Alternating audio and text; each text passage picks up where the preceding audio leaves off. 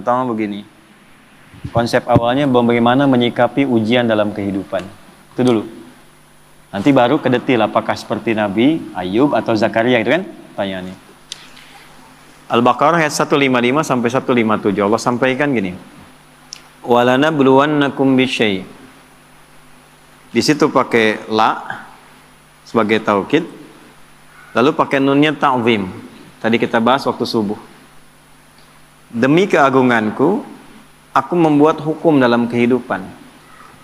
Setiap hambaku yang ingin sukses, dia mesti mengeksplor kemampuannya meraih kesuksesan itu dengan melewati tahapan-tahapan kehidupan. Itu yang kita sebut ujian. Sebab kalau tidak diuji, tidak mungkin kita bisa meraih apa yang kita harapkan. Anak-anak mau jalan kan latihan dulu. Mau bicara latihan dulu. Anak sekolah lulus latihan dulu. Itu hukum kehidupan. Dengan berlatih itu semua potensi di diri kita hidup. Itulah adilnya Allah. Kalau nggak dibegitukan, ini nggak kuat nih. Kaki nggak kuat jalan, tangan nggak berfungsi, otak nggak berfungsi. Dibuat sistem kehidupan kita itu berjalan. Lewat apa? Ujian. Jadi sebetulnya ujian-ujian yang kita hadapi itu satu, secara fitrah Allah siapkan untuk memperkuat diri kita dan sistem bagian tubuh kita. Satu itu. Yang kedua, ujian hidup itu sebetulnya mengantarkan kepada setiap harapan dan kesuksesan yang ingin kita raih. Jadi kalau kita berdoa nih, Allah kasih hukum gini, ya Allah, saya pengen lulus ke kampus A. Bagaimana jalan ke sana? Nah, itu sistemnya ada ujian khusus tuh. Ini yang dipelajari. Kamu tingkatkan belajarnya begini, ya, spend waktunya seperti ini, atur waktunya begini, yang dipelajari begini, mekanismenya diberikan instrumennya kepada kita. Otaknya dikasih, jalannya dikasih, pikirannya dikasih, hidup semua itu. Jadi kalau cuman pengen lulus tapi nggak ikut sistem ini, nggak akan masuk. Sadar ya?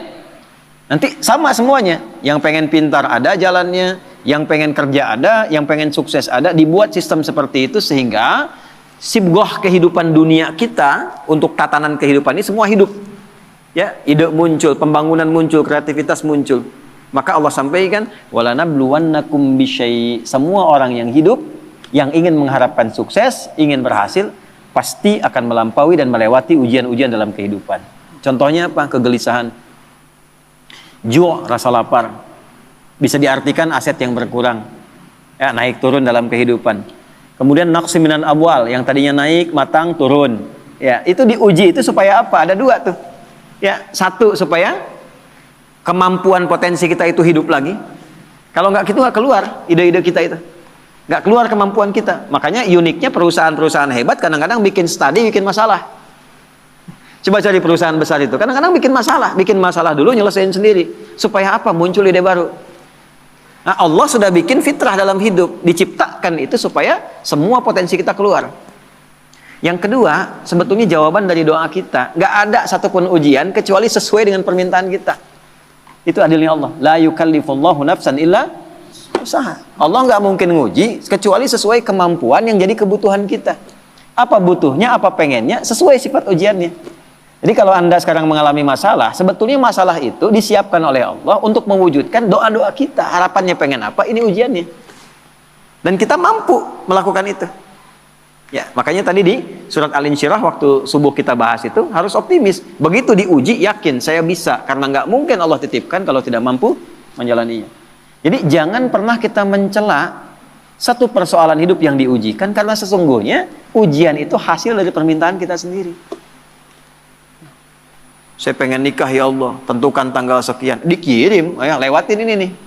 Ya, nah ujian yang diberikan kepada Razik itu tidak akan diberikan kepada Fauzi. Gak akan sama ujiannya. Yang satu pengen lulus ujian kampus, pengen cepat wisuda. Yang satu pengen wisuda anak orang, ya kan? Nah itu ujiannya beda, gak akan sama. Masalahnya pun beda. Jadi ketika melewati masalah itu sebetulnya ingin mengabulkan doa yang diminta. Nah, jadi jangan pernah menyalahkan masalah. Gara-gara ini nih saya begini. Tidak, nanti hikmahnya datang belakangan. Nah ilmu hikmah itu mahal. Hikmah itu tingkat ilmu tertinggi. Kalau belum paham, yakini dulu, lewatin dulu, baru nanti hikmah datang belakangan. Nah sekarang baru kita masuk mas. Sebelum ke Nabi Zakaria dan Nabi Ayub tadi, bagaimana menyelesaikannya? Ya, Allah kasih contoh dulu. Nanti kamu kegelisahan pasti ada. Ya, lapar itu ada, gitu kan? Kemudian ujian berkurang harta, kadang naik, kadang turun ada, gitu. Dikurangin dulu nih supaya kreativitas muncul, nanti diakumulasikan lagi. Ya, kalau nggak begitu nggak akan kreatif. Wal anfus, sakit, capek, lelah, ada tetangga, kerabat meninggal, keluarga dan sebagainya, supaya belajar dari kebaikan dia. Ya, selalu ada hikmah. Nah, ujungnya apa? Ada wat samarat. Nah, ini kurang tepat menurut saya diartikan di terjemahan. Wat samarat diartikan dan bebuahan. Kalau begitu sifat keadilan Allah kurang sempurna, naudzubillah. Karena yang diuji tukang buah saja. Tukang sayur enggak, tukang boneka enggak gitu kan? Nah, samarat di situ pakai ilmu balaghah bacanya, pakai kinayah. Kalau kita nanam sesuatu kan yang pengen buahnya. Tapi kan tanam dari benih, tumbuh, dirawat, begitu besoknya mau panen, mangga, malam-malam diambil orang. Anda ikut tender, sudah memenuhi kualifikasi, begitu mau dihasilkan, diserobot orang. Ada ya?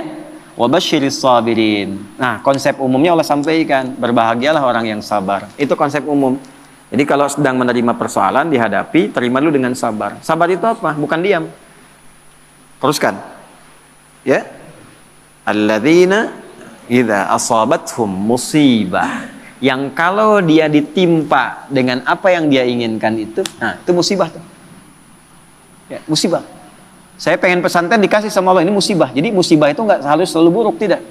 Baik. Anda pun datang ke sini bagi saya musibah. Ya, sebaliknya saya ada di sini musibah bagi Anda. Jadi sesuatu yang dialami musibah itu. Kalau mengalami apapun, dia langsung punya keyakinan, inna lillahi wa inna ilaihi rajiun. Yang dititipkan Allah kok, pasti Allah ngasih solusi juga.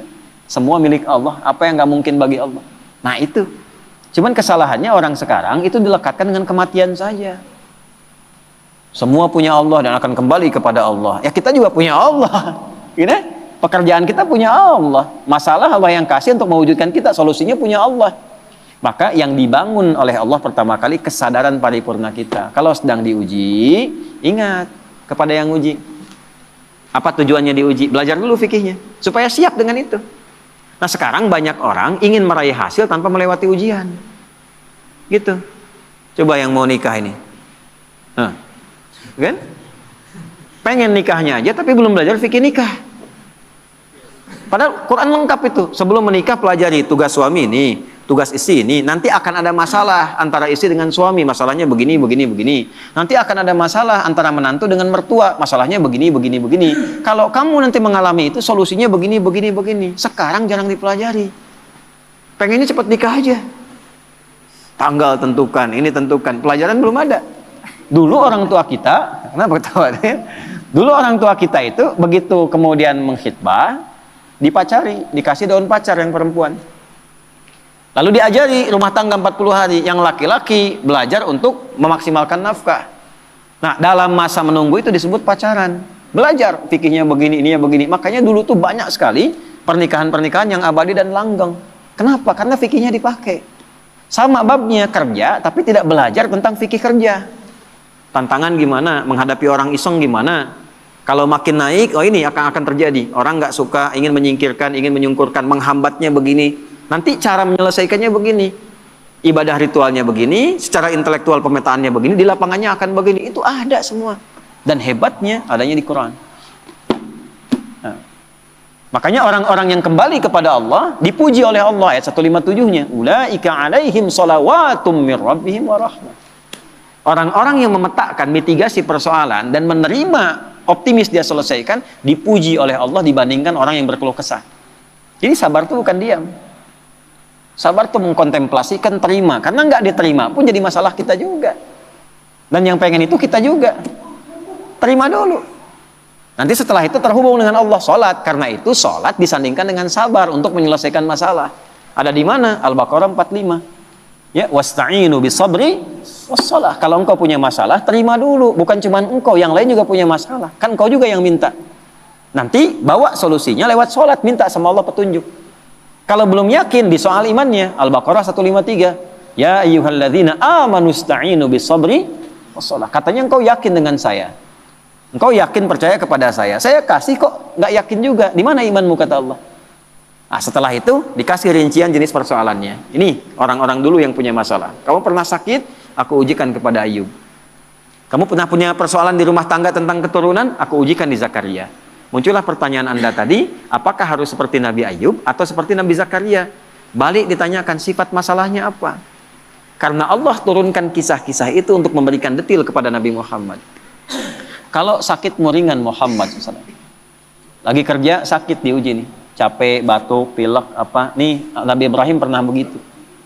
Kalau lagi berangkat dakwah, capek, lelah. Bukan cuman kamu yang lelah Muhammad. Ibrahim dulu lelah juga. Turunlah Quran surah misalnya ke-26 ayat 80. Wa idza maridtu fahuwa yashfin. Kalau saya sedang tugas pegal-pegal dikit pasti Allah sembuhkan. Sambil dipegang. Kalau lagi dakwah suara hilang, ya wa idza maridtu fahuwa yashfin sambil dipegang. Kalau sakit pasti disembuhkan. Yang nugaskan Allah, yang ngasih jalan Allah, yang nguji Allah, pasti yang ngasih solusi Allah. Pernah nggak begitu? Ya. Capek nih, oh nggak jamaah nggak jadi. Capek nih, kajian batal. Capek nih, baru mendung dikit, padahal belum tentu hujan. Yang dipasang malah status. Jakarta macet, ya. Berangkat enggak, padahal belum tentu ketika dia jalan itu macet. Nah ini satu mas. Nah kalau sakitnya demikian parah, sampai diuji dengan yang luar biasa, Allah kirimkan kisah. Wa ayyuba idna ada rabbahu anni masani yadurru wa anta arhamur rahimin. Ayub itu satu kaya, kedua sukses, ketiga soleh, ideal sekali. Kaya, istri cantik, anak 12. Aset banyak. Asetnya banyak. Kebun, termasuk paling kaya. Soleh. Berbaginya, nabi lagi. Setan mengajukan permintaan kepada Allah untuk menguji Ayub ini, menggoda Ayub dengan 3 sifatnya sekaligus. Menghilangkan kekayaannya, menghilangkan keturunannya, menghambat kesolehannya. Tapi diizinkan oleh Allah untuk memberikan satu hikmah dan petunjuk kepada umat di masa depan. Kalau diuji dengan yang seperti ini, zikirnya begini. Pertama, minta kepada Allah supaya semua aset kekayaannya habis dalam sehari. Maka dalam sehari ternaknya mati semua, kebunnya kebakar semua habis dalam sehari. Setan melakukan itu, menduga Ayub akan putus asa, mengeluh kepada Allah. Yang terjadi justru ibadahnya naik 2 kali lipat.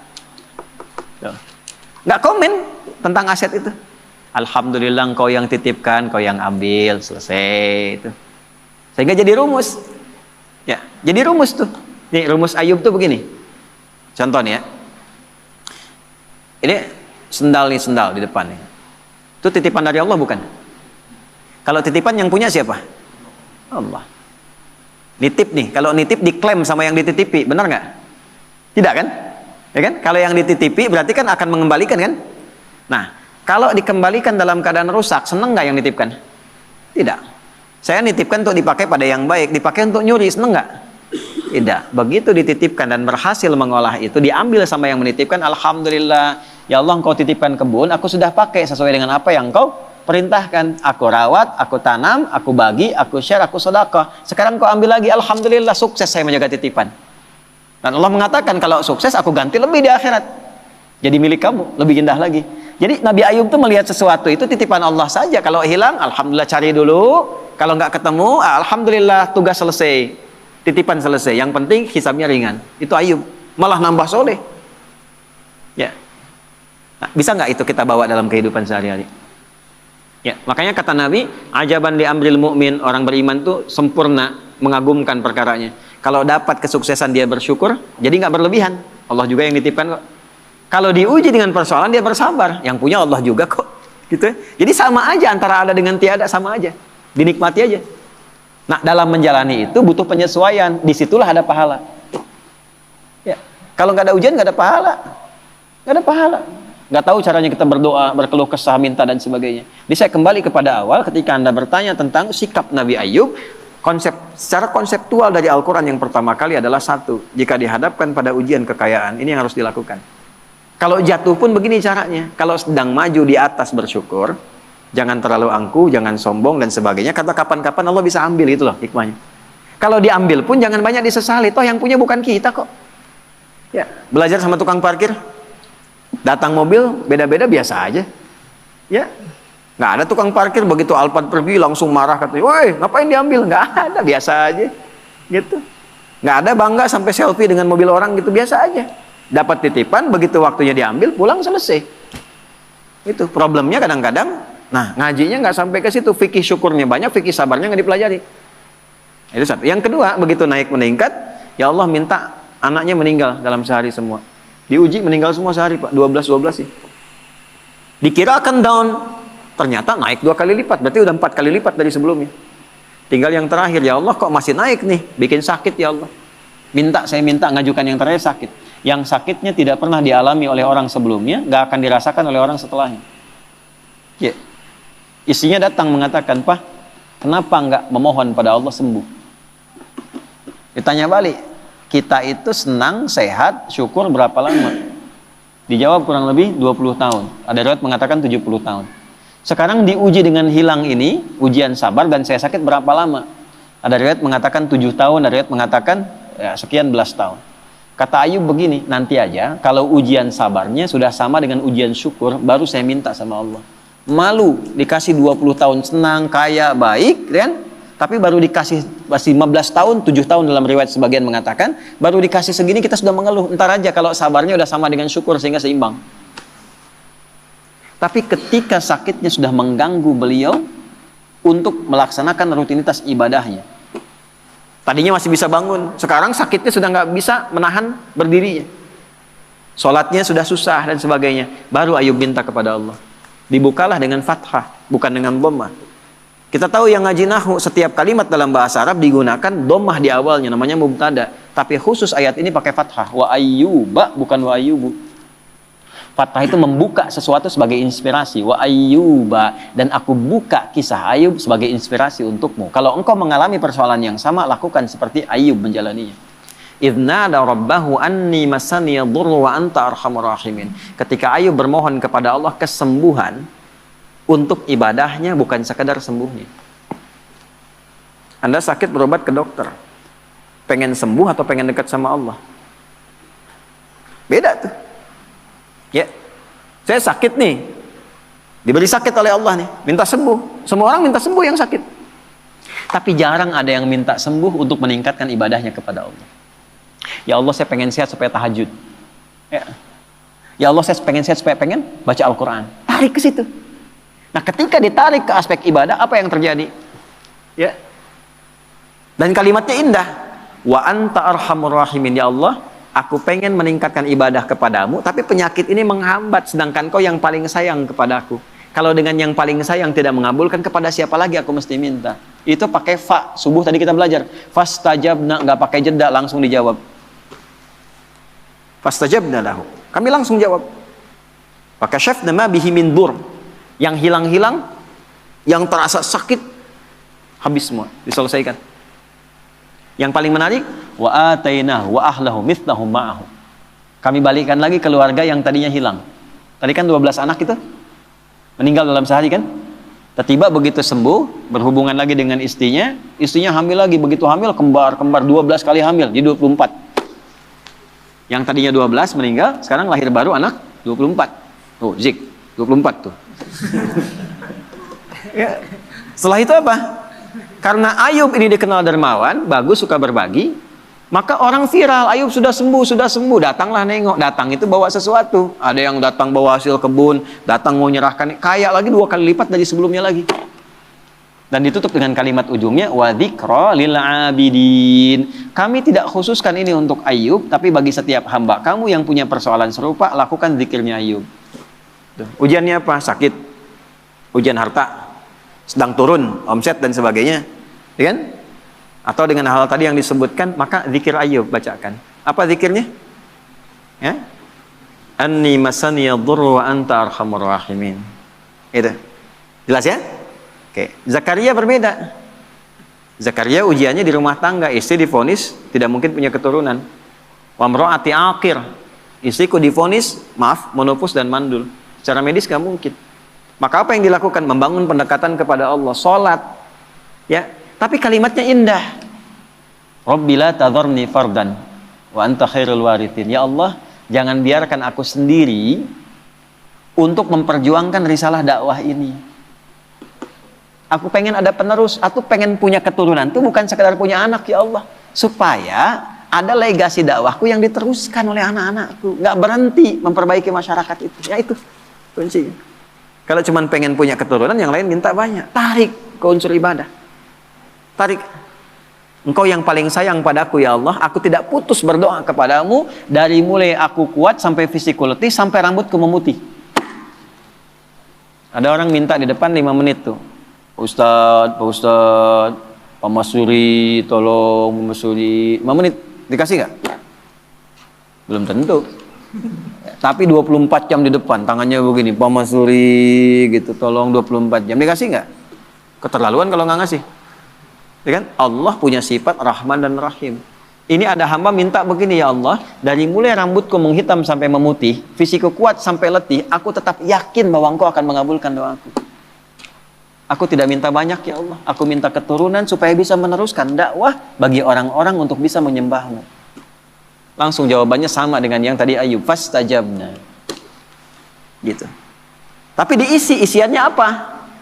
Yusari'una fil khairat, diisi dengan dharma bakti kebaikan. Ya, inilah salah satu yang sanadnya ke Syekh Nawawi Al-Bantani. Ya, jadi kalau pengen cepat doa dijawab, salah satunya bukan sekedar doa, sertakan dengan kebaikan, bisa dengan infak kalau ada harta. Ya, bisa dengan ibadah tenaga, sholat tambah, baca Quran tambah, supaya Allah mempercepat pengabulan doa. Nah, itulah wasilah. Ada konsepnya di Quran surah 5 ayat 35. Ya ayyuhalladzina amanu taqullaha wabtaghu ilaihil wasilah. Hei orang beriman, kalau punya hajat, punya keinginan, tingkatkan takwamu kepada Allah. Dan jadikan takwa itu sebagai wasilah. Bentuknya apa? Takwa dengan tenaga, amal solehnya, sholat. Kan nggak bayar sholat. Kan? Takwa dengan harta, infak, sedekah, cari anak yatim, cari penghafal Quran, ya, cari janda-janda dan sebagainya misalnya, yang memang ada tanggungan yang bisa kita bantu. Itu jadikan wasilah untuk minta. Cuma mintanya jangan tarik ke dunia, pandai. Tarik ke akhirat. Minta sama Allah, tarik. Gitu. Saya pengen punya ini ya Allah, supaya saya bisa beramal soleh. Nah itu. Jelas ya? Nah jadi sekarang tinggal pilih mas. Nanti indahnya di Quran itu semuanya ada contoh. Nabi Ibrahim ada persoalannya, Nabi Nuh ada persoalan. Semua nabi yang ada di Quran itu semuanya ada hikmahnya. Dan akumulasinya ada pada kehidupan Nabi Muhammad SAW. Maka kesimpulan Quran cuma satu untuk Nabi Muhammad. Laqad kana lakum fi Rasulillahi uswatun sana. Tinggal diurut. Jadi kalau kita sedang punya masalah apa, gampangnya gini.